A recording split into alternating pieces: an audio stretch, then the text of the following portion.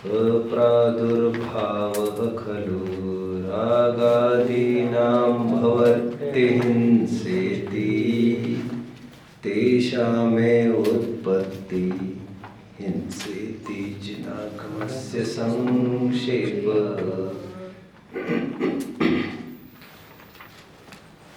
मोक्षार्थियों,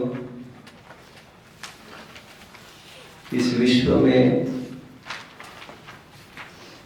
एक तत्व ने अपना रिमार्केबल स्थान दर्ज किया है और वह तत्व है अहिंसा। अहिंसा का मार्क और रिमार्क विश्व के नक्शे पर अंकित हुआ है। यह सब श्रेय अहिंसक भारतीय संस्कृति को जाता है। एंड भारत के नक्शे में, भारत के सभी धर्मों में अहिंसा अवतरित हुई है। इस सब का योगदान जैन धर्म को जाता है। इसलिए लोकमान्य तिलक ने एक स्पीच में ऐसा कहा था, जिसका मैं जिक्र निरंतर करता रहा हूं, कि वैदिकों में हिंसा पर रोक लगी है। यज्ञ होम हवन खूब चलते थे वैदिकों में। तिलक स्वयं उसी धर्म के अनुयायी थे, स्वयं ब्राह्मण थे, और तिलक ये कह रहे हैं कि हिंसा पर जितनी रोक वैदिक संप्रदाय में आज लगी है, यह सब जैन धर्म की समझना। याज्ञिकी हिंसा हिंसा नास्ति, ऐसा वे मानते थे। यज्ञ में हुई हिंसा हिंसा नहीं है। वे ये मानते थे यज्ञ में किसी की बलि दी जाए तो वो पशु निर्वाण की प्राप्ति करता था। ऐसी उल जलूल मान्यता से ग्रसित वे दर्शन थे। उनकी आंखें खुली जैन दर्शन के कुछ स्वर्ण पृष्ठों को पढ़कर। आपको मैं बता दूं और थोड़ी सी बात। महात्मा गांधी जी जैन दर्शन से प्रेरित होकर ही अहिंसा धर्म के अवलंबी हुए थे, और इसका डंका उन्होंने विश्व भर में पीटा। आप जानते होंगे 8 फरवरी 1922 2,500 जन गोरखपुर इन यूनाइटेड प्रोविंस, आज का उत्तर प्रदेश, एक साथ जन चलकर गए थे चौरी चौरा, और वहां के पुलिस थाने को उन्होंने आग के हवाले कर दिया था। 22 पुलिस वाले और शायद 3 और जन को वहां पर जिंदा ही जला दिया था। गांधी जी को जैसे ही खबर मिली, उन्होंने तत्काल असहयोग आंदोलन रोक दिया और इसका घोर निषेध करते हुए उन्होंने अनशन पर भी जाने की बात रखी, और वे अनशन पर चले भी गए। इसका एक लैमेंट, खेद व्यक्त करने के लिए। आगे आप जानते होंगे 1942 में जब क्विट इंडिया मूवमेंट हुआ, वहां पर भी भारत लगभग आजादी को हासिल करने को ही था, बट गांधी जी का फर्म विचार था कि हिंसात्मक दृष्टि से हम कुछ भी नहीं करेंगे, देर भले ही लगे। जब इतना टाइम रुके हैं तो और 5 साल सही, लेकिन सही कार्य गलत तरीके से नहीं करेंगे। वह ऊंचाई नहीं जिसका आधार सच्चाई नहीं। इसलिए गांधी जी को राष्ट्रपिता कहा जाता है, और यह विश्व के इतिहास में पहली बार हुआ कि किसी ने बिना हथियार के आजादी दर्ज की। आज तक ये होता था कोई देश किसी पर अटैक करता था तो अपोजिंग जो पार्टी होती थी, देश था जिस पर अटैक किया जाता है, या तो वो शरण आ जाता था, या तो नेबरिंग कंट्रीज के साथ फ्रेंडशिप करके अपनी ताकत बढ़ाकर एक प्रकार से वर्ल्ड वॉर का रूप धारण किया जाता था और दोनों तरफ से टक्कर होती थी। आज तक यह नज़ारा दुनिया के सामने अभी तक था नहीं कि एक आदमी बिना हथियार के आखिर आज़ादी दिलाएगा कैसे। आपको सुनकर भारी आश्चर्य होगा, साउथ अफ्रीका के president Nelson Mandela, inspired by Mahatma Gandhi, literature आपको पूरा पढ़ लेना चाहिए। नेल्सन मंडेला एक अद्भुत व्यक्ति हुए हैं जो पूर्णतया प्रेरित थे महात्मा गांधी के। उस आदमी ने भी बच्चों 27 साल जेल में निकाले और उनका समर्पण परिश्रम रंग लाया। जैसे भारत को आज़ादी मिली थी 47 में, ब्रिटिशर्स ने वहां पर भी रूल किया था साउथ अफ्रीका पर, भारत के साथ साथ वहां पर भी रूल करते थे वे। और यहां से भारत ने उनको उखाड़ फेंका अहिंसक पद्धति से, और वहां से नेल्सन मंडेला ने महात्मा गांधी जी की स्टाइल को देखकर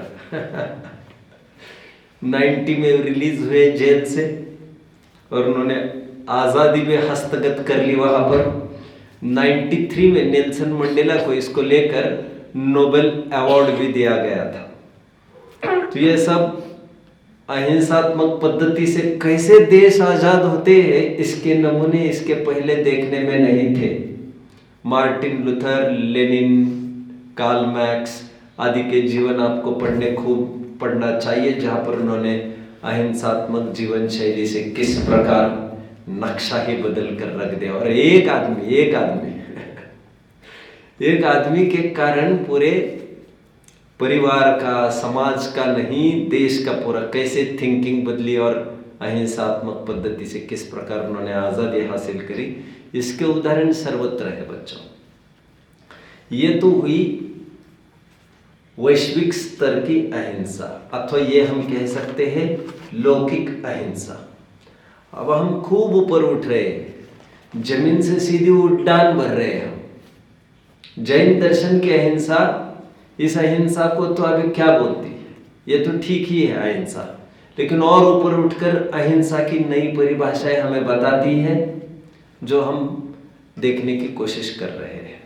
उससे पहले और एक बात बच्चों, हमारे ग्रंथों में 4 प्रकार की हिंसा का उल्लेख है। आरंभी हिंसा, उद्योगी हिंसा, संकल्पी हिंसा और विरोधी हिंसा। जो संकल्प पूर्वक की जाती है वह संकल्पी हिंसा एक होती है, और बाकी बिना संकल्प के मजबूरी में होने वाली 3 हिंसा है। ये जानकर भी कि हम घर गृहस्थी में रसोई बनाते हैं, आग जलाते हैं, पानी छोड़ते हैं, बुहारी लगाते हैं, ठोकना पिटना पिसना सब चलता रहता है, इसके बीच में हिंसा तो होगी, लेकिन मजबूरी है, अभी हम रह नहीं सकते हैं, इसलिए कुछ हिंसा हो जाती है, वह आरंभी हिंसा। एक उद्योगी हिंसा है, जो व्यापार धंधा करते समय न चाहते हुए भी हिंसा होती ही है। आज के तारीख में तो कितनी मुश्किलें आप देख रहे हैं। उद्योगी हिंसा। एक विरोधी हिंसा है, हमारे घर पर कोई धावा बोल दे, आक्रमण कर ले कोई चोर डाकू, और उसकी दरमियान हमारे बीवी बच्चे पर हाथ उठाए, कुछ अति प्रसंग आ जाए, उसके बीच में 2 हाथ करने पड़े, जैसे रामचंद्र जी को 2 हाथ करने पड़े, ये सब विरोधी हिंसा के दायरे में चला जाता है। ऐसी मान्यता है कि 5वें गुणस्थान तक अथवा 5वें गुणस्थान तक ये चारों हिंसाएं चलती रहती है। हालांकि संकल्पी हिंसा का त्याग दूसरी प्रतिमा में ही हो जाता है, बट बाकी तीनों हिंसाएं, आरंभी, उद्योगी और विरोधी, ये तो फिर भी चलती रहती है। तीसरी प्रतिमा में, चौथी प्रतिमा में, 5वें गुणस्थान में सब हिंसाएं चलती है, बट हिंसाएं चलती है मतलब वे क्षम्य हो गई ऐसा नहीं। कोई दिक्कत नहीं बेटा, हम तुम्हें कोई चार्ज नहीं लगाएंगे, ऐसा नहीं। इसका अर्थ केवल इतना ही है कि इस भूमिका वाला जीव इस हिंसा से अभी बच नहीं सकता, उसका इतना पुरुषार्थ हुआ नहीं है कि इस हिंसा के बिना ही वो काम चला ले। बट इट्स नॉट दैट कि this is excusable, this is not pardonable, इसकी कोई सजा नहीं मिलेगी, यह सब क्षम्य है, ऐसा कुछ भी नहीं है। समझ में आता है? तो छोटे से छोटा राग का भी अपना अपना बंद होता है, उसकी सजा मिलती है। क्षम्य यहां पर कुछ नहीं होता, क्षमा करने वाला कोई दयालु आदमी नहीं बैठा है, यहां पर पूरी कर्म फिलॉसफी है।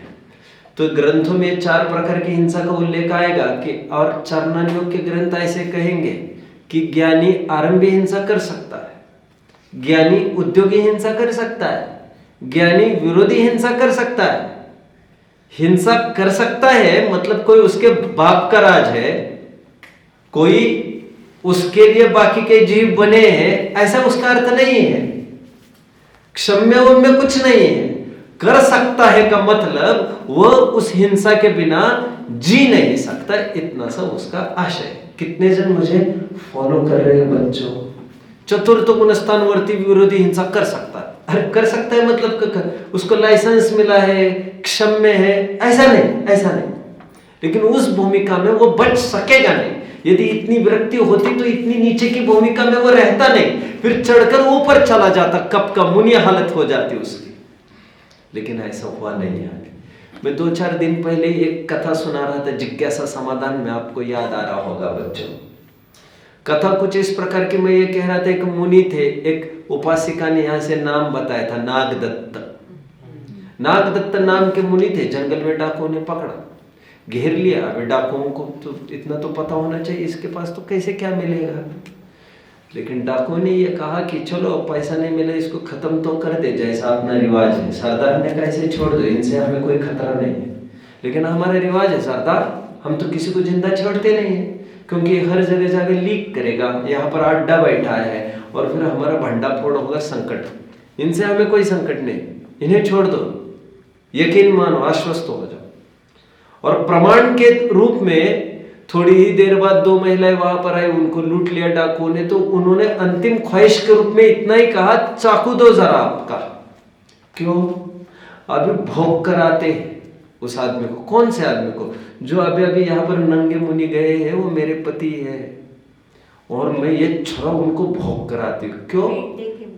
हाँ, बेटे थे उनके, पति थे एक के, एक के बेटे थे।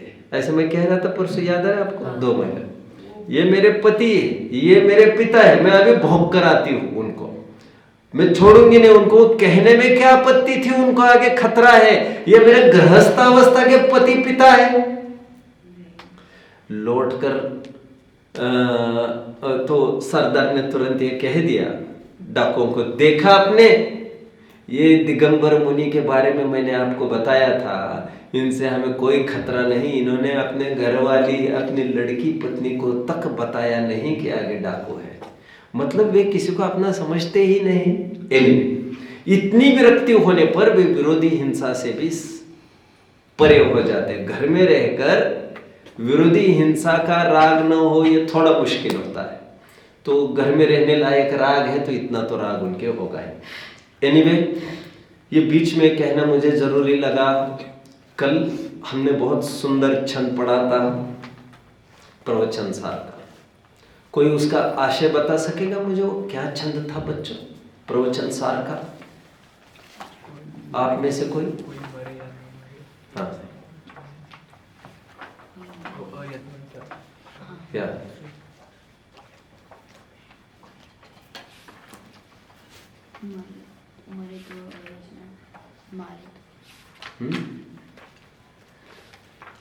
गाथा कुछ इस प्रकार थी बच्चों। आपको तो वैसे आशय ही पूछा था। मरदुव जियदुव जीवो अयदाचारस्य निश्चिदा हिंसा पयदस्य नत्थि बंधो हिंसा मेत्तेन समिदस्स। चारणानिक सूचक चुलिका की बेहतरीन गाथा हमने देखी थी, जो ये कह रही थी प्राणी मरे अथवा न मरे उससे कोई फर्क नहीं पड़ता। अयत्नाचार, असावधानी, लैक ऑफ कॉशियसनेस, उससे होता है जीव को बंध, अयत्नाचार प्रवृत्ति से। और पयदस नथि बंधो, जो यत्नाचार प्रवृत्ति से युक्त है उसके बंध नहीं होता हिंसा को लेकर, ऐसा ग्रंथों में बताया गया है। ऐसे प्रवचन सार की कल गाथा हमने देखी थी यहाँ पर, जो साफ साफ ये कहने की कोशिश कर रही है द्रव्य हिंसा हिंसा नहीं है। तो द्रव्य हिंसा को हिंसा कहा क्यों जाता है फिर, उसकी भी चर्चा आज करेंगे। उससे पहले 2-5 आधार मूल ग्रंथों के और कुछ देखने की कोशिश करेंगे। शायद आज मुझे पाठ पूरा करना है, देखते ही कितनी सफलता मिलती है। मैंने कल आपको कहा था प्रवचन समय सार की एक गाथा को हम देखेंगे। वो गाथा कौन सी थी बच्चों, कौन सी थी? 262 गाथा खोलिए।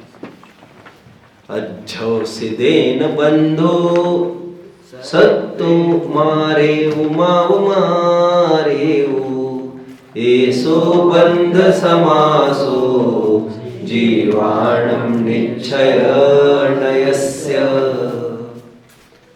अच्छो से देन बंधो सत्ते मारे ऐसो बंध समासो जीवाणम निश्चय नयस्य। हूबहू गाथा कॉपी पेस्ट, इतनी गाथा में साम्य है। देखिए ना, उसका पद्यानुवाद कर पढ़ा था, आज भी पढ़िए। मारो न मारो जीव को है बंध अध्यासान से, यह आत्मा के बंध का संक्षेप निश्चय। क्या गजब! प्राणी मरे अथवा नहीं मरे, बंध किससे होता है? अध्यवसान से। यही निश्चय से बंध का निरूपण संक्षेप में बताया गया है। संक्षेप मतलब कितनी सी लाइन? एक लाइन। अध्यवसान से ही बंध होता है। अभी दोनों गाथों को आमने सामने रखिए बच्चों। प्रवचन सार की कौन सी गाथा थी वो? 217, 217वीं गाथा थी। एंड समय सार की कौन सी गाथा है? 262।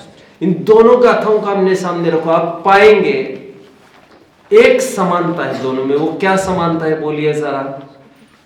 प्राणी मरने न मरने से बंध का कोई लेना देना नहीं। मतलब टेक्निकल भाषा में if I wish to tell, द्रव्य हिंसा से कुछ भी नहीं होता। द्रव्य हिंसा हो अथवा न हो, उससे बंद नहीं होता। फिर अभी रहा क्या कारण जिससे बंद हो सकता है? जब द्रव्य विशेषण डाल ही दिया बंद को, तो अभी रहा क्या दूसरा? फिर भाव बंद रह गया, भाव हिंसा रह गया। वह अच्छा, ये समानता हो गई। विशेषता क्या होगी दो गाथाओं में बच्चों? वहां पर कहा अयत्नाचार से बंद होता है, यहां पर कहा अध्यवसान से बंद होता है। अब दोनों को आमने सामने लाकर खड़ा करो। क्या अयत्नाचार मतलब ही अध्यवसान? और यदि नहीं तो फर्क क्यों? और यदि हां तो शब्दों में फर्क क्यों? कितने जन मुझे समझ रहे हैं? शाबाश शाबाश बच्चों। ऐसे प्रसंग शायद आपके जीवन में पुनः लौटकर कभी नहीं आएंगे।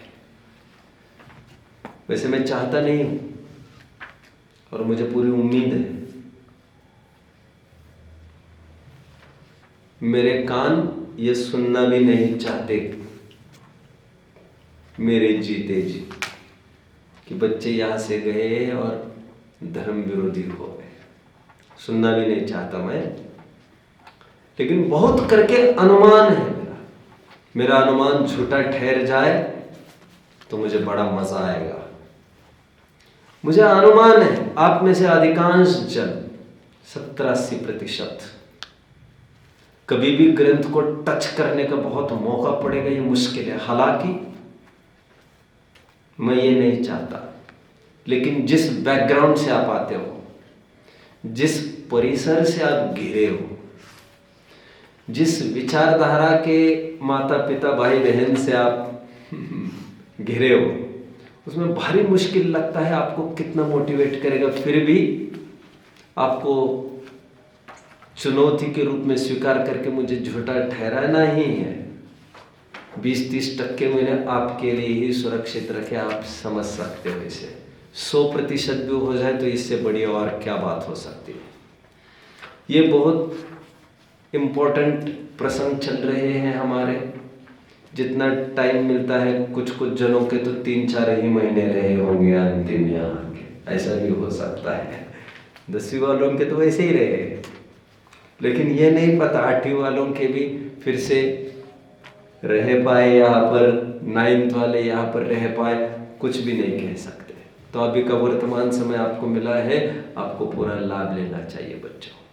2 शब्द की तरफ मैं ध्यान आकर्षित कर रहा हूँ, अयत्नाचार और अध्यवसाय। क्या है माजरा के? माजरा तो कुछ नहीं है, वो चरणानियोग का प्रकरण चल रहा है, इसलिए अयत्नाचार से बंद कह रहे हैं। यह अध्यात्म का प्रकरण है, इसलिए अध्यवसान से बंद कह रहे हैं। प्रकरण तो हिंसा का ही चल रहा है, और अहिंसा का हम तो विवेचन करने ही बैठे यहाँ पर। तो फर्क क्या पड़ गया? फर्क ये पड़ गया, प्रवचन सर का कथन थोड़ा स्थूल है, और ये जो कथन हम देख रहे हैं अध्यात्म का, वो सूक्ष्म कथन है, परमार्थ यथार्थ कथन है। कैसे? अभी पता चलेगा। जो अभी अभी मैं कह रहा था ना, हिंसा में प्रमाद परिणति मूल है। कल मोक्ष मार्ग प्रकाशक में हम पढ़ रहे थे, 227 पेज की दूसरी लाइन में बोल्ड टाइप आया था, याद आ रहा है? विषय सेवन में अभिलाषा मूल है, हिंसा में प्रमाद परिणति मूल है। वहां का प्रमाद अयत्नाचार की तरफ संकेत करता है। यह कल भी मैंने आपको बोला था, याद आ रहा है बच्चों? अभी क्या होते हैं इसके अर्थ में थोड़ा सा खोलता हूं। अयत्नाचार का सिंपल अर्थ यह हुआ, देख देख कर नहीं चल रहे हो तो प्राणी मरे अथवा नहीं मरे, तुम्हें तो बंद होगा। और यदि देख कर चल रहे हो, उस केस में भी प्राणी मरे अथवा न मरे, उससे कोई फर्क नहीं पड़ता, तुम्हें बंद नहीं होगा। मतलब दोनों केस में द्रव्य हिंसा होने न होने का कोई तात्पर्य, कोई मतलब ही नहीं है। पूरा खेल आपकी दृष्टि का, आपकी सावधानी का, आपके यत्नाचार का, आपके निष्प्रमाद होने का। कितने जन फॉलो कर रहे बच्चों? इसलिए एक उदाहरण में निरंतर देता आ रहा हूं आपको। एक थे मुनिराज, सूर्योदय के अंतर मुहूर्त बाद जब सूर्य की किरण निकल आई, रास्ता थोड़ा सा गर्म प्रासूक हो गया, तो उन्होंने सोचा अभी निकल चले, इस पर लोग भी चल चुके हैं। देख देख कर चलने लग गए, ईर्ष्या समिति पूर्वक पैर उन्होंने उठाया है। उच्चालयम ही पाए ईर्ष्या समितस्य निगमथाय, आबाधेज कुलिंगम मरीच जोगमासेच। लेकिन उनके योग से एक सूक्ष्म जीव आकर मर गया। नहीं तस्य तन्निमित्तो बंदो सुहोमोदिदेशिदो समयो, मुच्छा परिगहोत्य अज्झपमाद दो पढ़ी दो। आप पढ़ रहे हो क्या इसे? क्या है पेज नंबर? वो प्रवचन सर का 418 है। प्रवचन सर 489 खोलना। 418 418। हाँ 418 खोलिए। कौन सी गाथा है ये? वही गाथा है? वही है वो। 217 नहीं, 15 और 16 लिखा है यहाँ पे। चलिए मुझे दिखाना जरा, मैं I will help you out.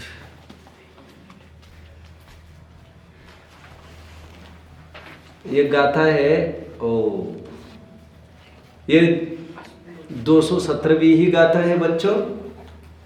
जैसे न आचार्य देव की टीका में कुछ उद्धृत 2 गाथाएं हैं, लेकिन मूल में 217वीं गाथा चल रही है। इसी गाथा के स्पष्टीकरण में आचार्य देव वो बोल रहे हैं। अच्छा, मैं पढ़ के नहीं आए थे इतना, लेकिन मेरे अनुमान में था ये गाथा वही कही है और वो उसी गाथा के उदाहरण के रूप में दी गई है। मैं भी आज यहीं पर कोट कर रहा हूं उसको। ये गाथा देखिए क्या कह रहे हैं आचार्य देव। ये कहते हैं, लेकिन उसको लेकर मुनिराज को किंचित भी बंद नहीं होता, क्योंकि अध्यात्म में जिस प्रकार मूर्छा को परिग्रह कहा गया है, उसी प्रकार प्रमाद को हिंसा कहा गया है। यत्नाचार का अर्थ मैंने बता दिया बच्चों। अभी यत्नाचार का और एक अर्थ समझना है। यह अर्थ किस अपेक्षा से बता रहा हूं मैं? मतलब बंद होता है वो अयत्नाचार से। यह कौन सी शैली है? यह स्थूल शैली है, यह चरणानुयोग की शैली है। अयत्नाचार से बंद होता है कहने की शैली चरणानुयोग की, व्यवहार प्रधान स्थूल शैली है, जहां पर यह कहा जाता है देख देख कर चलो। यदि यहां वहां देखते हुए चलोगे तब तो फिर गए, बंद तो होगा तुम्हें। लेकिन और एक बात बच्चों, किसी को मारने का भाव नहीं है जीव को, लेकिन बचाने का भी नहीं है, तब भी चरणानुयोग ये कहता है अयत्नाचार है। दोनों बातें बच्चों, मारने का भाव हो तो अयत्नाचार है ही, लेकिन बचाने का भी भाव नहीं हो तब भी अयत्नाचार है। बचाने का मतलब जो तुम्हारे आरंभ में बातें आ रही है उसकी बात कर रहा हूं। तुम्हारी प्रवृत्ति के दरमियान जीव हिंसा न हो ऐसा भाव होना चाहिए, तुम्हें जीव दया का भाव होना चाहिए। जैसे तुम चल रहे थे तो तुम्हें रक्षा का भाव होना चाहिए, नहीं होता है तो अयत्नाचार बंद हो जाएगा। गेटिंग? मारने का भाव हो तो ही बंद होता है ऐसा नहीं, बचाने का भी भाव चाहिए। बचाने का मतलब दुनिया भर के जीवों की बात नहीं कर रहा हूं मैं, हमारी प्रवृत्ति में जितना जीव घाते जाने की संभावना है उनकी रक्षा का भाव होना चाहिए बराबर। चरणानुयोग कहता है यह यत्नाचार है, बचाने का भाव होना चाहिए, अन्यथा बंद होगा। मुनिराज की बात अभी बता दी उन्होंने। अब मैं आगे बढ़ता हूं। अध्यात्म क्या कहते हैं देखिए। अध्यात्म कहते हैं जो मुनिराज है ना, वो देख देख कर चल रहे हैं ईर्ष्या समिति पूर्वक, उन्हें भी बंद हो रहा है। कैसे? यत्नाचार तो पाल रहे हैं, हाँ यत्नाचार पाल रहे हैं, लेकिन अध्यात्म में यत्नाचार की परिभाषा थोड़ी ऊंची है, और उस यत्नाचार को हमने नाम ही नया दे दिया। क्या? अथवा अयत्नाचार का नाम ही नया दे दिया, अध्यवसान। और यत्नाचार के लिए पर्यायवाची अध्यवसान का अभाव। कितने जन मुझे फॉलो कर रहे हैं? यत्नाचार का चरणानुयोग में अर्थ अलग है, अध्यात्म में अर्थ अलग है। अध्यात्म क्या कहता है? अध्यात्म में प्रमाद का अर्थ अलग, चरणानुयोग में प्रमाद का अर्थ अलग। चरणानुयोग में प्रमाद मतलब असावधानी, हालांकि अध्यात्म भी असावधानी कहते हैं, लेकिन असावधानी का भी अर्थ दोनों जगह अलग। चरणानुयोग में असावधानी मतलब देख देख कर नहीं चलना, लेकिन अध्यात्म कहेगा, अध्यात्म कहता है स्वरूप में तुम स्थिर नहीं रहे, शुद्धोपयोग से तुम डिग गए, बस यही अयत्नाचार है, यही प्रमाद है और यही बंद का कारण है। मतलब तुम देख देख कर भी चल रहे हो तब भी बंद तुम्हें हो रहा है, क्योंकि तुम्हारा ध्यान बाहर है। समझ में आया? और यदि श्रद्धान पक्का है, यदि मैं श्रद्धान के स्तर पर बात करूं अभी, तो श्रद्धान में पक्का है मैं बचा नहीं सकता, मैं मार भी नहीं सकता, श्रद्धान पक्का है, भले भाव हो रहे, तो उसे कहेंगे यह है यत्नाचार। और द्रव्यलिंगी मुनि है, भले देख देख कर चल रहे लेकिन मान ये रहे हैं मैं बचाता हूं, तो अध्यात्म कहेगा भले ही चरणानुयोग ने इसे यत्नाचार कहा है, लेकिन मैं इसे अयत्नाचार करार देता हूं, क्योंकि ये मिथ्यात्व है। मिथ्यात्व को ही अध्यवसान कहते हैं और इसी से बंद होता है। कितने जन मुझे फॉलो कर रहे हैं बच्चा? भी मैं क्या बोलूँ ऐसा लग रहा है आपको? मुझे बोलिए तो मैं उस पर बात करता हूँ, क्योंकि मैं समझता हूँ ये तो थोड़ा कॉम्प्लिकेटेड है। आपके हाथ तो सबके ऊपर आ गया, पूछूंगा तो मुश्किल पड़ेगी आपको। कुछ पूछिए, आप पूछिए। मैं और एक गाथा पढ़ाता हूँ आपको। 247 पर आइए प्लीज। 247 किसी बंधाधिकार का एक प्रकरण चल रहा है ये।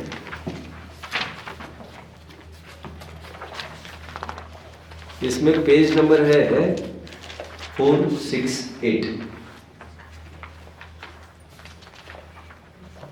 कितने जन को मिल गया? बढ़िया।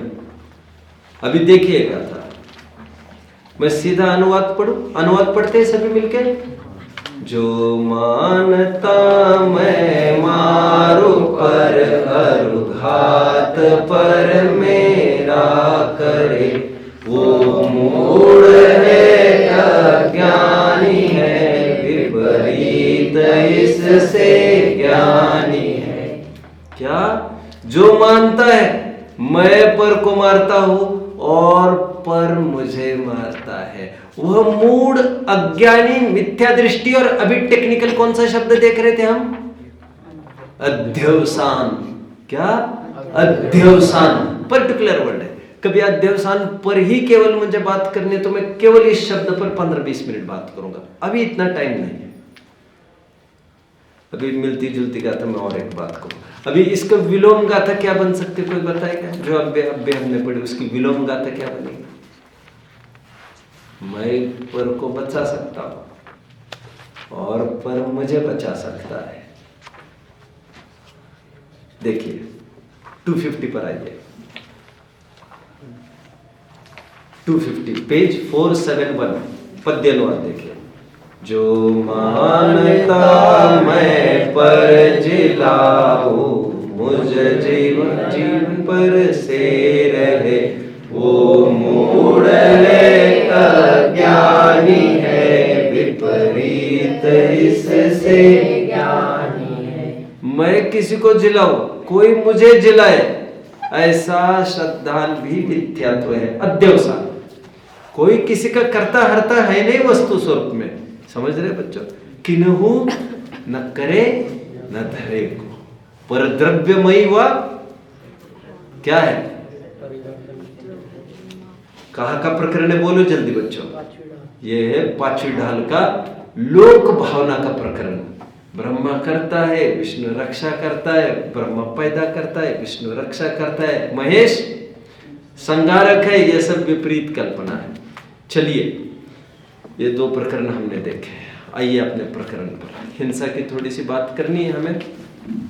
पहले और 2-3 प्रकरण आपको मैं मोक्ष मार्ग प्रकाशक के दिखाऊं। जल्दी आइए पेज 291 फटाफट।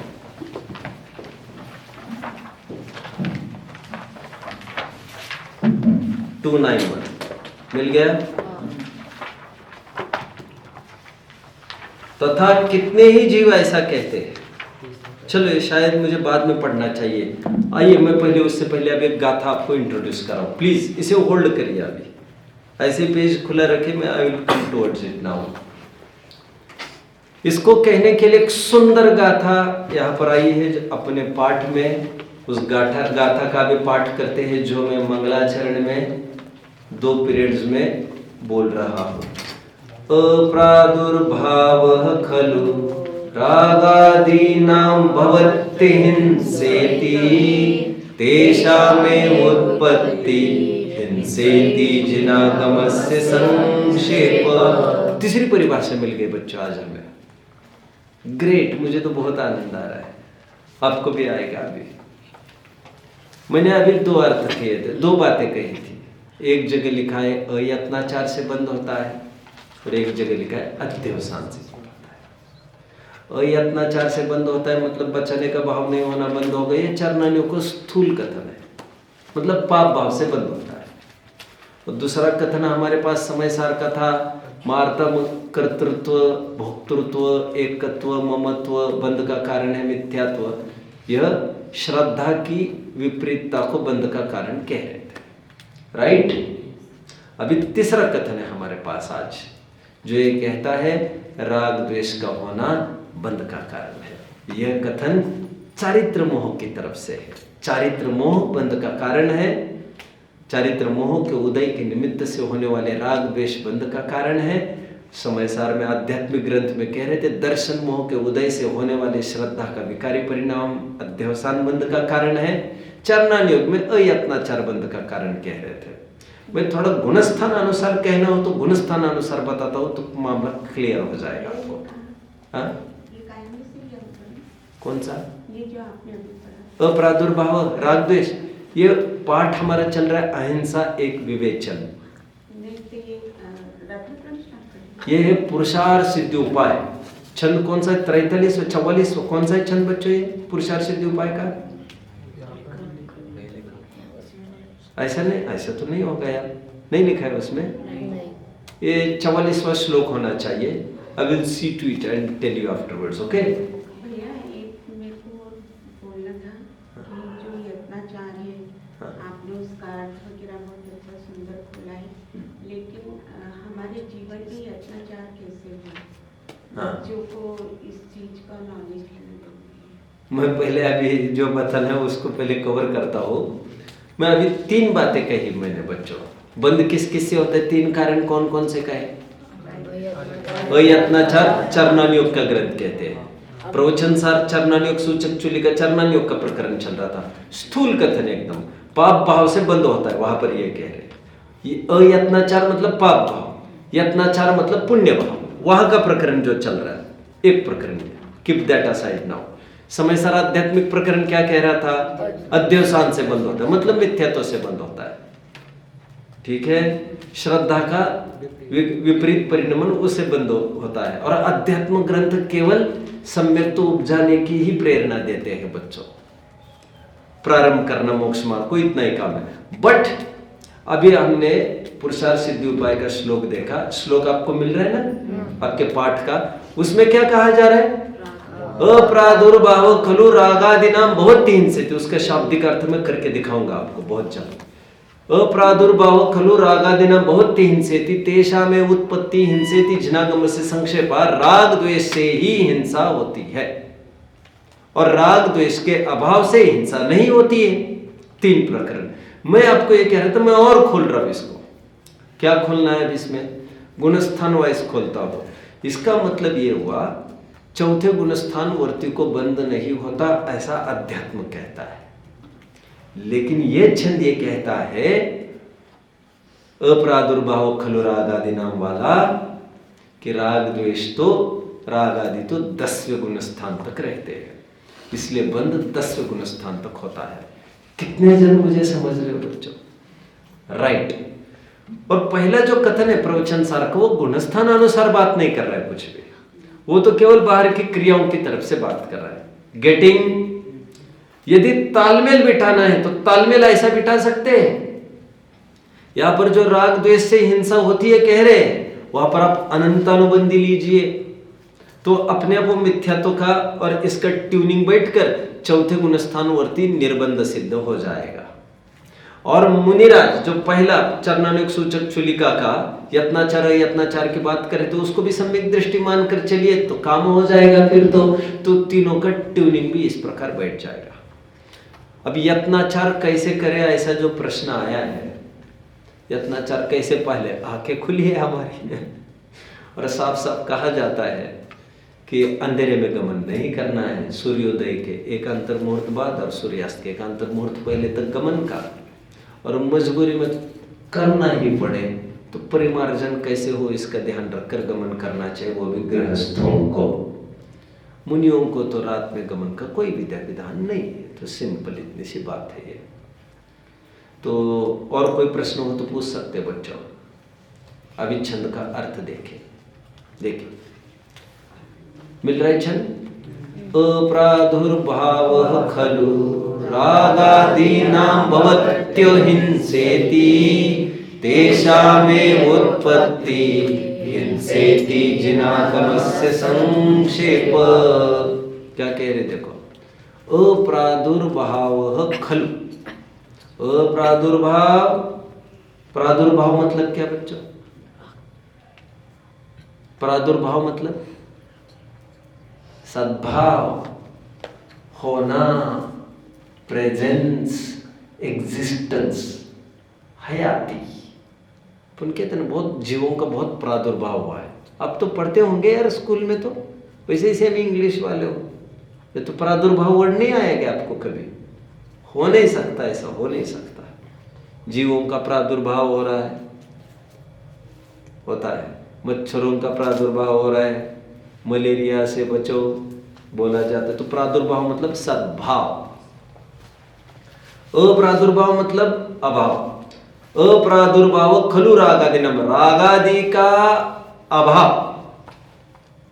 सचमुच भवति हिंसेति, सचमुच अहिंसा है। भवति अहिंसेति, रागादि का अभाव होना सचमुच अहिंसा है।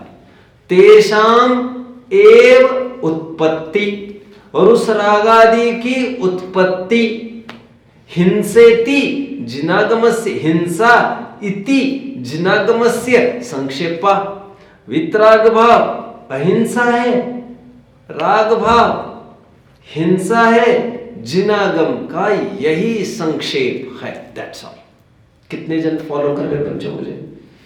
बढ़िया बढ़िया, ये एक छंद हुआ। अब यदि रागादि ही हिंसा है, राग द्वेष का होना ही हिंसा है, ये तो आदमी बैठा है कोई और उसको राग द्वेष हो रहा है, तो हिंसा कर रहा है। अभी जीव मरने न मरने का कहां सवाल है? ये अहिंसा डेप्थ की बात कही हमने। इसीलिए काका कालेलकर का एक कोट मुझे बहुत अच्छा लगता है बच्चों। अरे जैनियों, जिस अहिंसा से हमारे प्राण को मोक्ष में, निर्वाण को ले जाने की सामर्थ्य थी, जिस अहिंसा में अपने स्वयं के जीव को तारने की क्षमता थी, उस अहिंसा का प्रयोग एक साधारण कीड़ा मकोड़े को बचाने पुरता ही सीमित रखा है। यह महाखेद की बात है। जिस अहिंसा से हमारा स्वयं निर्वाण हो सकता था, उस अहिंसा का प्रयोग तुम किसके लिए कर रहे हो? कीड़े मकोड़े मच्छर भगाने के लिए। और जब भी अहिंसा की बात उठती है, लोग इतना ही कहते हैं, कीड़े को मत मारो और मच्छर को मत मारो, कछुआ छाप मत लगाओ और लाइट मत जलाओ। लेकिन जैनी की अहिंसा तो बड़ी उदात्त है। इसकी महती उपयोगिता को भूलकर संकुचित दायरे में आज अहिंसा घुट रही है उनके भाषा में। तो अहिंसा अपने व्यापक क्या कहते हैं? राग द्वेष का होना ही हिंसा है। क्योंकि ये तो बाकी के जीव की बात हुई, लेकिन मैं भी जीव हूं, मेरे भी प्राण है। राग द्वेष के होने से मुझे तड़पन होती है, वही प्राण पीड़ा है और वही हिंसा है। इसलिए राग द्वेष का होना हिंसा और राग आदि का अभाव होना अहिंसा। अभी देखो, जीव बचाने के, जब भी जीव बचाने की बात आती है, हमें पर जीव के ही बचाने की बात सामने आती है। अपने जीव को बचाने की बात उभरती ही नहीं है। बहुत आगे लगे तो लोग ये कह सकते हैं आत्मघात नहीं करना चाहिए, आत्महत्या नहीं करनी चाहिए। अरे बाबा, लेकिन परमार्थ से राग द्वेष का करना ही आत्महत्या। जो घुट रहा है वो रात दिन, वह भाव मरण ही है। भाव कर्म या भाव मरण सदियों से करता है।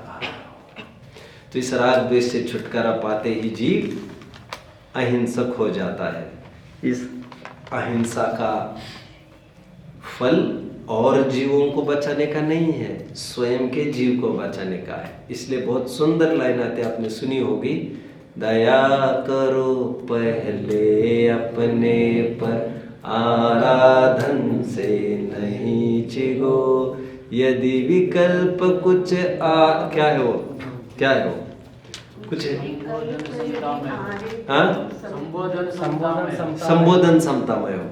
अच्छा, उस रूप में है वो, ठीक है। यदि विकल्प कुछ आए तो भी संबोधन समतामय हो। खैर, तो दया करो पहले अपने ऊपर, समझ में आता है। ये अद्भुत बात उन्होंने कही है। पुरुषार्थ सिद्धि उपाय का बहुत सुंदर छंद है, लगे हाथ और एक छंद पढ़ेंगे। हिंसा क्या है देखो, आत्म परिणाम हिंसन हेतुत्वात् सर्वमेव हिंसेत, अनृत वचनादि केवल मुदारतम शिष्य बोधाय। मिल रहा है छंद? हाँ। क्या है हिंसा? आज हिंसा की परिभाषा ये नहीं की जा रही है किसी जीव को मारना, सताना, पीड़ा देना, दुख देना, गाली देना, ये नहीं बताया जा रहा है। अथवा ऐसा भाव करना, अरे ये भी नहीं, और सूक्ष्म है ये। द्रव्य हिंसा से भाव हिंसा सूक्ष्म, बड़ी द्रव्य और भाव हिंसा व्यवहार की हिंसा है। निश्चय हिंसा तो राग आदि का उत्पन्न होना है। समझ में आता है? आत्म परिणाम हिंसन हेतुत्वात् सर्वमेव हिंसत। आत्म परिणामों का घात, आत्म परिणाम हिंसन, आत्म परिणामों का घात ही वह आत्म परिणामों का घात जिन जिन माध्यमों से होता वह सब हिंसा है। आत्म परिणाम हिंसन हेतुत्वात् सर्वमेव हिंसयत। अनृत वचनादि केवल मुदारतम शिष्य बोधाय। और झूठ, चोरी, कुशी और परिग्रह, यह तो 5 टुकड़े करके भेद करके मंद बुद्धि जीवों को दिखाए गए। जैसे छोटे बच्चे को टुकड़े कर करके रोटी रखी जाती उसके सामने, क्योंकि वह अभी असमर्थ है इतने बड़े बड़े कौर लेने के लिए। उसी प्रकार मंद बुद्धि जीवों को झूठ बोलने से पाप लगता है, चोरी करने से पाप लगता है, कुशील करने से पाप लगता है, अधिक संपत्ति का संग्रह करने से पाप लगता है, कहा जाता है। बट एक परिभाषा में कहना हो तो ये सब हिंसा ही है। और हिंसा मतलब हिन शब्द से बना हिंसा। हिन मतलब घात करना। घात किसका? आत्म परिणामों का। आत्म परिणामों का घात मतलब नाश, आत्म परिणामों का नाश होना। समझ में आया? और परिणामों का नाश होना मतलब आकुलता, टेंशन, ये सब होना, मतलब बाहर से मरण हुआ तो न हो। अपन कहते ना मर रहा है, जीते जी मर रहा है, झुर रहा है, कहते ना झुर रहा है। तो बाहर का मरण तो बाद में है। और लोक में भी कहते हैं ना, अरे कायर कहे के। बोलो आगे क्या कहते हैं? जो डर गया सो मर गया। तो डर ही मर नहीं है बच्चों, डरना ही मरना नहीं है। आकुल तो मैं उसको खत्म कर दूंगा, भले वैसा डर नहीं है, लेकिन ये भी आकुलता है, ये भी मरण है। प्रत्येक समय में घुटता रहता है, जब तक मैं उसको नहीं मारूं तब तक बेचैन बना रहता है। तो ये बेचैनी ही हिंसा है। एक बार दोनों छंद फिर से। अप्रादुर्भाव खलु रागादीनां भवति हिंसेति, तेषामेव उत्पत्ति हिंसेति जिनागमस्य संक्षेप। आत्मपरिणाम हिंसन हेतुत्वात् सर्वमेव हिंसेत। अमृत वचनादि केवल मुदारतम शिष्य बोधाय। एक प्रश्न उत्पन्न हुआ, पाठ पूरा करूंगा बच्चों आज, है ना। एक प्रश्न उत्पन्न हुआ, ठीक है यदि आत्म परिणामों की ही इतनी बातें हैं तो क्यों लिखे चांडालियों के ग्रंथ फिर?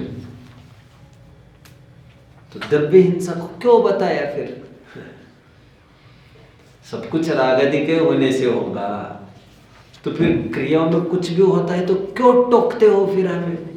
ऐसा कोई प्रश्न कर सकता है, राइट? रत्नकरण सावकाचार्य में भी ऐसा प्रश्न आया।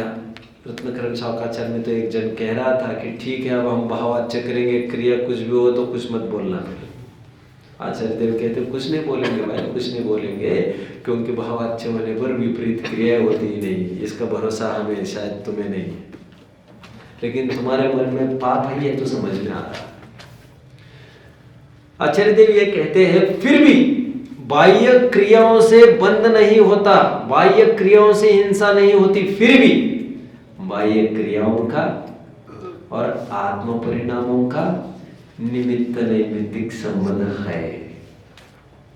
इसलिए बाहर की क्रियाओं में भी सावधान इसलिए रहना चाहिए क्योंकि उससे हमारे परिणाम अफेक्ट होते हैं। तो ये निमित्त नैमित्तिक संबंध भी बताकर चालनान योग की भी अपने अपने स्थान पर उपयोगिता बताई जा रही है, जिससे स्वच्छंदता को रास्ता न खुले। ओके, देखो देखो ऐसा होता है ना, आम है,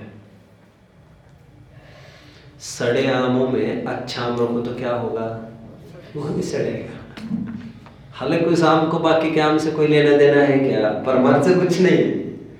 परमार्थ से भी विचार करें तो उनके सानिध्य में ये स्वयं सड़ने की अवस्था रूप परिणाम है, यही परिणाम है।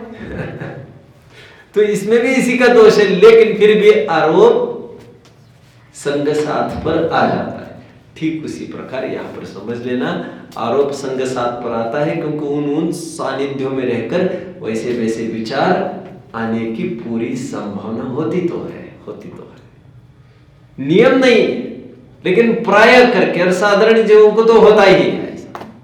इसे कहते हैं निमित्त नैमित्तिक संबंध, जिसमें बहुलता से बात तो बनेगी, इन मेजर पॉसिबिलिटीज बात तो बनेगी, लेकिन नियम नहीं है, एक आध केस हट भी जाएगा।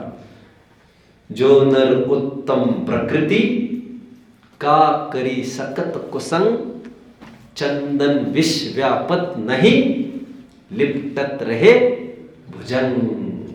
उनको तो कुछ फर्क नहीं पड़ता सज्जनों को, ठीक उसी प्रकार समझ लेना चाहिए। देखिए, उस चरणन योग को बताने के लिए छंद और एक पढ़ लीजिए। सूक्ष्मापि न खलु हिंसा पर वस्तु निबंधनां भवति पुंसा, हिंसायतन निवृत्ते परिणाम विशुद्धे तदपि कार्या। सूक्ष्मापि न खलु हिंसा, सूक्ष्म भी सचमुच हिंसा नहीं होती, पर वस्तु निबंधनां भवति पुंसा, आत्मा को पर वस्तु के कारण, समझ में आ रहा है? पुंसा मतलब आत्मा, पुंस, पुंस से ही बना है नपुंसक, जो पुरुष नहीं है। पुंस, पुंस क्या स्टार्टिंग है छंद के, आई फॉरगॉट। सूक्ष्मापि न खलु हिंसा पर वस्तु निबंधना, पर वस्तु के कारण, निबंधना मतलब कारण, पर वस्तु के कारण, पर वस्तु निबंधना भवति पुंसा, आत्मा को होती है। आत्मा को सचमुच सूक्ष्म भी हिंसा नहीं होती है पर वस्तु के कारण, ऐसा होने पर भी हिंसायतन निवृत्तेर परिणाम विशुद्धे तदपि कार्या, ऐसा होने पर भी परिणामों की विशुद्धि के लिए हिंसायतन से निवृत्त रहना चाहिए। कितने जन समझ रहे हैं? गुड। हिंसायतन से निवृत्त रहना मतलब ऐसे स्थान से निवृत्त रहिए, ऐसे द्रव्यों से निवृत्त। आयतन मतलब यहाँ पर कोई क्षेत्रवाची ही नहीं है, ऐसे क्षेत्र, ऐसा काल, ऐसे द्रव्यों से दूर रहिए जहां पर हमारे परिणाम बिगड़ने लगते हैं। समझ रहे बच्चों? आपने WWF देखा होगा, कितने जन ने देखा है? देखते समय कैसे भाव आते हैं? आग लगती है कि नहीं? सच बोलो। और बहुत करके दया आती, जो ठुक रहा है, पिट रहा है, ऐसा लगता है यार क्या है रे ये, देखो क्या इसको, ये भी दे दे आज उसको, ये दे दे, ये दे दे, दे दे, और तालियां पीटते लोग तो पागल जैसा करते हैं, दे छक्का करते लोग। मतलब हम किसी न किसी एक पार्टी में घुस ही जाते हैं, और राग द्वेष और कितनी अकुल तो होती है। बहुत जन जानते हैं बच्चों, क्रिकेट मैच देखते देखते ही ऑफ हो जाते हैं, और फाइनल के मैच और अंतिम ओवर के मैच और बहुत आशा लगी हो, बस अटैक, मर जाते। आपने सुना है ऐसा? सुना है बच्चों? नहीं, मैंने देखा है आंखों के सामने, आंखों के सामने देखा, आंखों के सामने। वो तो बर्दाश्त नहीं कर पाया, उसको वही धड़ाम गए। क्या है देखो, वो तो निश्चिंता से खेल रहा है, उसी को कहते हैं समय सार में सेता हुआ नहीं सेवता। ज्ञानी भोग भोगता हुआ भी निर्जरा को प्राप्त होता है और अज्ञानी बिना भोग भोगते ही बंध को प्राप्त होता है। इतना जुड़ता है विषयों से। और ज्ञानी जुड़ता दिखता हुआ भी जुड़ता नहीं है, अज्ञानी जुड़ता नहीं दिखने पर भी जुड़ता बराबर है। क्योंकि जुड़ना हाथों पैरों से कहा होता है बाबा, जुड़ना भावों से होता है, भावों से। आज वो हार गई, बोलो तुम्हारे ऊपर कोई टेंशन, तुम्हारे ऊपर कोई जिम्मेदारी है क्या? तुम्हें प्रधानमंत्री बुलाकर पूछने वाला है क्या क्यों मैच क्यों हारी? टेंशन का तो कोई काम ही नहीं था, कोई तुम्हें एग्जाम नहीं फेल हो रहे थे, लेकिन तुमने उसमें तन्मयता की और तन्मयता का फल मरण है। परद्रव्यन्ते प्रीति जो हिंसायतन निवृत्तेर परिणाम विशुद्ध तदपि कार्या। अच्छे स्थानों पर उठो, अच्छे स्थानों पर बैठो, अच्छे लोगों के बीच में बैठो, तो उससे क्या होगा? परिणामों में विशुद्धि देखने में आती है। ऐसा निमित्त नैमित्तिक संबंध है। तो ये जानकर क्या करना? ये जानकर बुद्धिपूर्वक चरणान्योग ने कहे अनुसार योग्य अनुकूल संयोगों में रहना, जो वितरागता को देने में सहायक है, और उसके बीच में रहकर भी यदि खराब भाव आने लग जाए तो फिर ये सोच लेना बात तो सही है, उपादान तो मैं ही हूं। समझ में आता है? कीचड़ में भी कमल बढ़िया खिल सकता है, गेटिंग? और अच्छी चीज में भी खराब चीज तो हो ही सकती है। बुद्धिपूर्वक चरणान्योग ने कही है ऐसी मर्यादा में प्रवृत्ति करे, और फिर भी परिणाम नहीं पलटते जानकर फिर योग्यता का विचार करें, अपने उपादान को मजबूत करने की कोशिश करें। अथवा बहुत चाहने पर भी योग्य संयोग नहीं जोड़ पा रहे हो, उसके लेकर आकुलता मत करें, क्योंकि सदा काल सबके हाथ में ये होता नहीं। मैं तो बहुत चाहता हूँ स्वाध्याय करो, बहुत चाहता हूँ आपके मोक्ष स्थली में शिफ्ट हो जाओ, बहुत चाहता हूँ ये सब, लेकिन नहीं हो रहा, नहीं हो रहा, नहीं हो रहा, तो नहीं हो रहा। इजी गोइंग, समझ रहे हैं?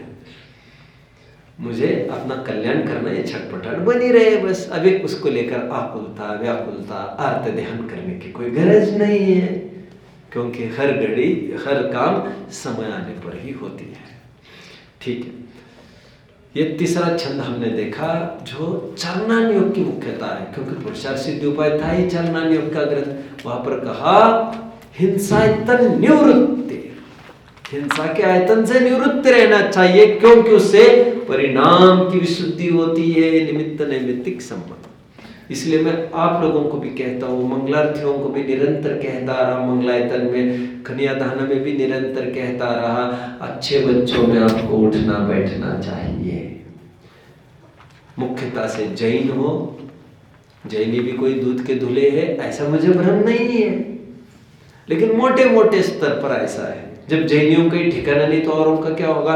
और कभी कभी ऐसा भी होता है, मेरे कोई दोस्त हिंदू भी हो सकते, मुस्लिम भी हो सकते, विचारों में अच्छे हो सकते, होने को एक्सेप्शनल केसेस तो हर जगह है, बट बुद्धिपूर्वक ऐसे स्थानों पर नहीं रहे जहां पर निगेटिविटी हो। और मैं पर्सनली मेरी बात करता हूँ बच्चों, जो निगेटिव थिंकिंग वाले होते हैं ना, निगेटिव थिंकिंग वाले, मुझे निगेटिव थिंकिंग बिल्कुल बर्दाश्त नहीं, बिल्कुल नहीं, वो बिल्कुल नहीं, उड़ा कर रख देता हूँ एक तरफ, ऐसा हुआ तो वैसा हुआ तो मुझे कोई असर भी नहीं होता उन बातों का, ऐसा हुआ तो वैसा, कुछ भी असर नहीं होता मुझे, सही कह रहा हूँ मैं आपको। और घंटा 2 घंटे के बाद में मुझे कुछ बोलने का प्रसंग मिला तो मैं कहता हूँ बस कर यार, समय बर्बाद मत करा हमारा, तुम्हें डरना हो तो तुम डरो मरो, हमें हमारा काम करने दो। वैसे ही बात कह रहा हूँ, मरने जैसा प्रसंग है यार, वो कहता है तुम भी और मैं भी निपट सकता हूँ। मैं जब मरने का प्रसंग आएगा तभी मरूंगा, तुम मरते रहो अभी से, मुझे मेरा काम करने दो।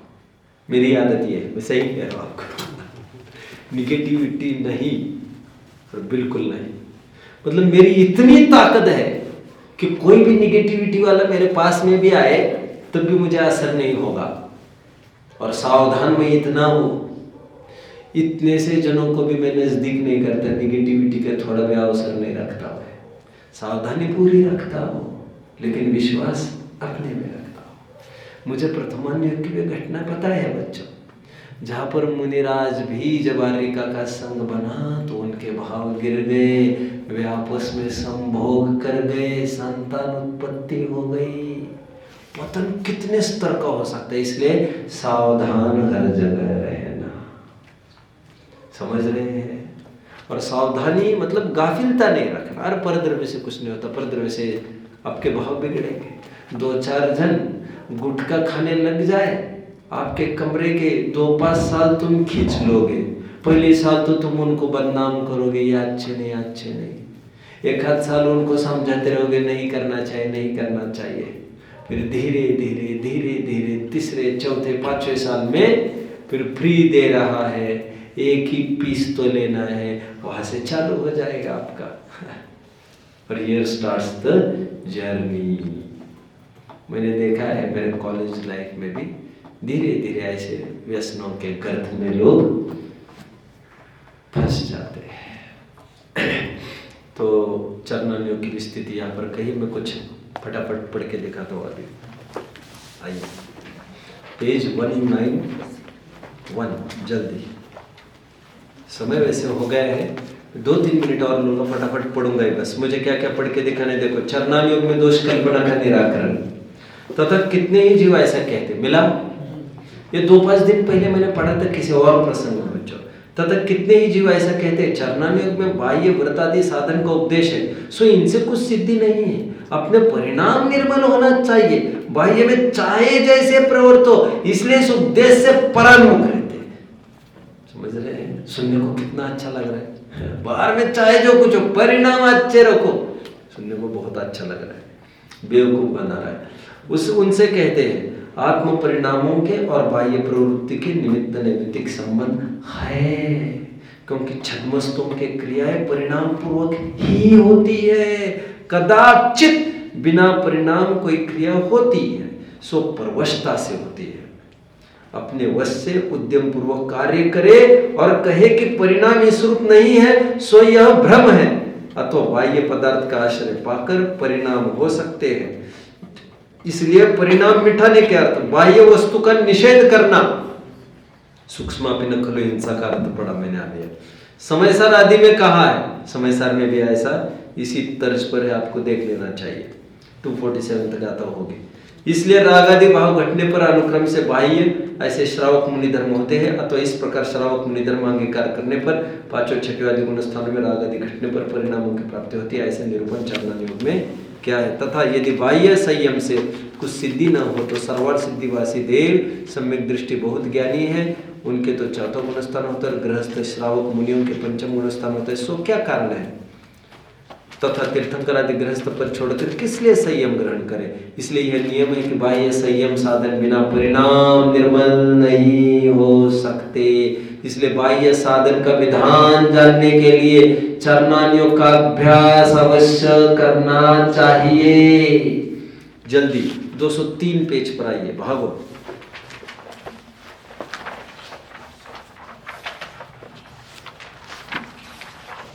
आ गए? लास्ट देखो, सामने वाला कह रहा है जो भी बाहर का हो रहा है क्रिया, वो हो रहा है योग्यता से, हो रहा है नसीब से, हो रहा है प्रारब्ध से, कर्म से, मैं क्या करूं। निश्चयवासी का प्रकरण चल रहा है ना। तथा प्रारब्ध अनुसार तो कार्य बनता ही है, तू उद्यमी होकर भोजन आदि किस लिए करता है। यदि वह उद्यम करता है तो त्याग करने का भी उद्यम करना योग्य ही है। जब प्रतिमावत तेरी दशा हो जाएगी, मतलब 13वां गुण स्थान, तब हम प्रारब्ध ही मानेंगे, तेरा कर्तव्य नहीं मानेंगे। इसलिए स्वच्छंद होने की युक्ति किस लिए बनाता है, बने वह प्रतिज्ञा करके व्रत धारण करना योग्य ही है। अरे सॉरी, 204 पढ़ लिया मैंने, अब 203 पर थे क्या।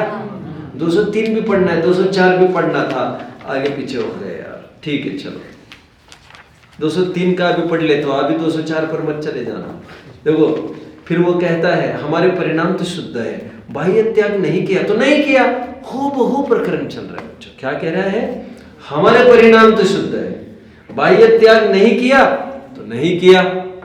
मतलब कोई कहते हैं ना कि रात्रि में हम ले लेते हैं, थोड़ा खा पी लेते, लेकिन परिणाम हमारे अच्छे हैं, तुम्हारे जैसे हम कषाय नहीं करते, ऐसे कुछ लोग भी कहते हैं। अब उनको कषाय की भी परिभाषा बतानी पड़ेगी। उत्तर, यदि यह हिंसादि कार्य तेरे परिणाम बिना स्वयं होते हो तो हम ऐसा माने, और यदि तू अपने परिणाम से कार्य करता है तो वह तेरे परिणाम शुद्ध कैसे कहे? विषय सेवन आदि क्रिया अथवा प्रमाद रूप गमन आदि क्रिया परिणाम बिना कैसे हो? वह क्रिया तो स्वयं उद्यमी होकर तो करता है, और वह हिंसादिक होते हैं, उन्हें गिनता नहीं है, परिणाम शुद्ध मानता है। सो ऐसी मान्यता से तेरे परिणाम अशुद्ध ही रहेंगे। पूरा प्रकरण भी बीच का पढ़ लेना चाहिए। इस प्रकार हमने आज पाठ पूरा कर लिया है। आपको याद आ रहा होगा बच्चों, कुछ होमवर्क भी देता हूं मैं। द्रव्य हिंसा, भाव हिंसा का चार्ट आज फिर से देख लीजिएगा जो हमने देखा था। इस माध्यम से हिंसा का कैसे चार्ट बन सकता है मैं बताता हूं। निश्चय हिंसा, व्यवहार हिंसा। व्यवहार हिंसा के भी दो ब्रांचिंग, द्रव्य और भाव हिंसा, ये दोनों व्यवहार के पक्ष।